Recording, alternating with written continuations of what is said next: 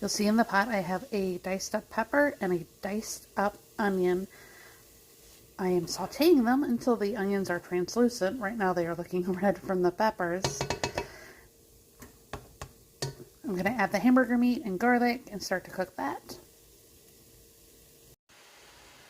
I wish they had smell-o-vision because the onion and the red pepper smell amazing. I've added the hamburger meat. I'm going to add garlic. I usually just do 1 heaping spoonful to most of my dishes. Cooking is always going to be add the ingredients you like, leave out the ingredients you don't like. That's your personal touch right there. Here's my heaping spoon of garlic that I'm going to add. I probably, if I were guessing, would say that this is like about a tablespoon and a half. Sometimes I add more, sometimes I add less, but for this dish, that's what I'm going to start with. And as always with every dish, salt and pepper.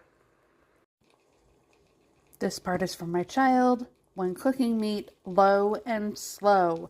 What I mean is I don't want to see the temperature all the way up on high. The only thing you need to have on high in a pot, on a burner, on a stove is water. There's rarely a time that you need to boil anything other than water.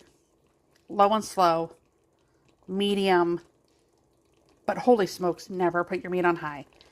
Do not be impatient. Savor it. And always, always, always drain your meat because nobody wants greasy food. That's disgusting.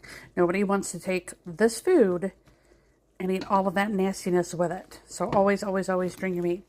This is actually the pork. I did not show myself cooking it, but it's the same ingredients: pepper, onion, Italian seasoning.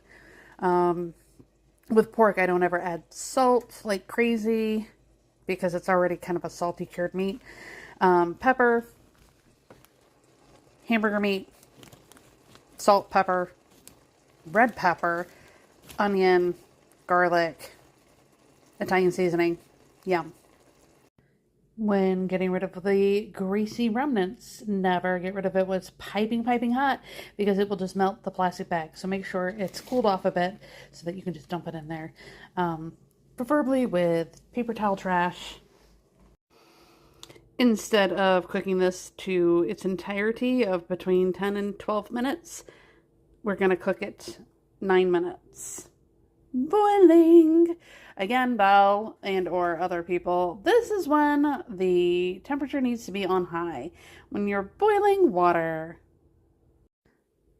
Anytime you're cooking any pasta, always reserve a little bit of the water to meld with any of the sauces to help incorporate the flavors.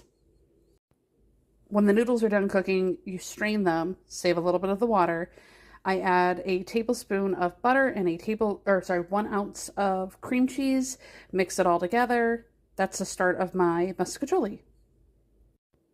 Earlier, I made a batch of hamburger meat, and I made a batch of Italian sausage.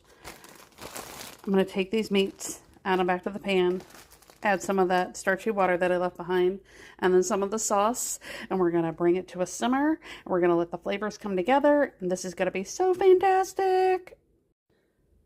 And if it looks like I have a massive amount of portions, you know, like a ton of meat, ton of noodles, it's because I'm making 3 batches at once.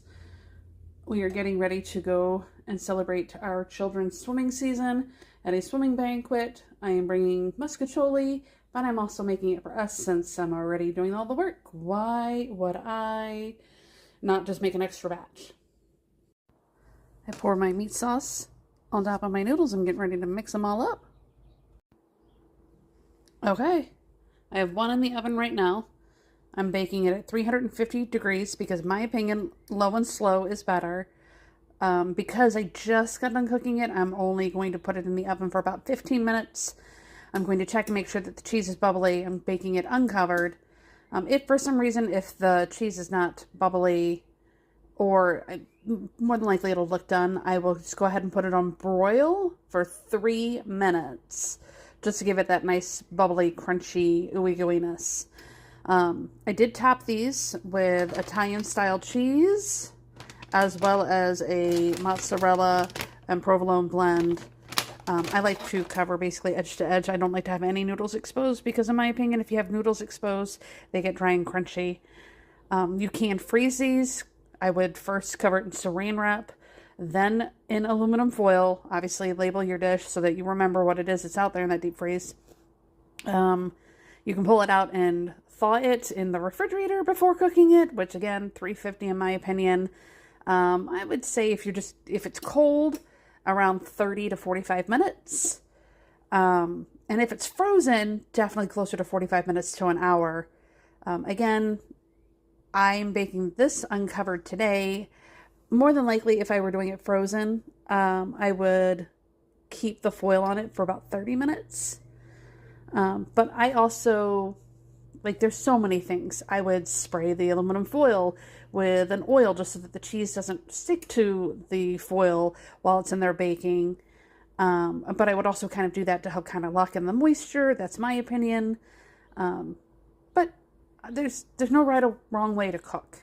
Everybody needs to learn how to season their food to their taste. That way you eat it.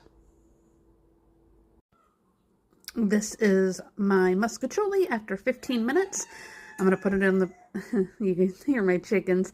I'm going to put it on the broiler for 3 minutes and bubble it up. And here we have it, 3 minutes under the broiler. It's nice and crispy. Enjoy!